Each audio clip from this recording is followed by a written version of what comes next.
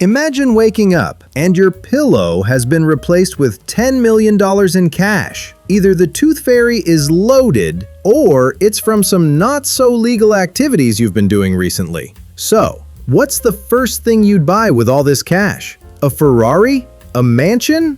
Well, you can't. If you try to buy something that big with just cash, they'll call the police. And trust me, they are not going to buy the tooth fairy story.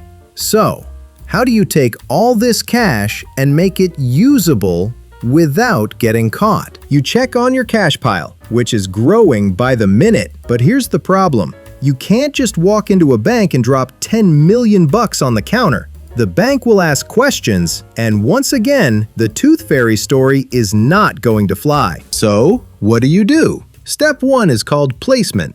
You find a legitimate business, maybe a nightclub or a restaurant, and mix your pillow money with the regular cash flow.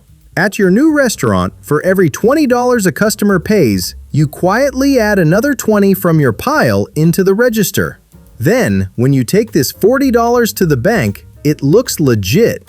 In other words, you're hiding your dirty money in plain sight in the restaurant's bank account. But there's a problem. No small restaurant is suddenly going to make $10 million a year. Especially with how bad your cooking is. That's why you need to complete the next step, layering. If your one-star Google-rated restaurant somehow accumulates $10 million in cash, the bank is going to notice, and it's straight to jail for you. So, step 2 is where you fix this problem. You start moving the money around through different accounts, banks, over and over, making the cash trail nearly impossible to follow. Maybe you move it to a fake company you started, or invest in real estate, or some weird art. And when the layering is done, there's one final step that officially makes your money clean: integration. This is where the cash starts to look truly legitimate. When you started, you could burn a bowl of cereal, but now you've actually learned how to cook. So, you start opening more restaurants. This allows you to mix or launder more of your dirty money even faster.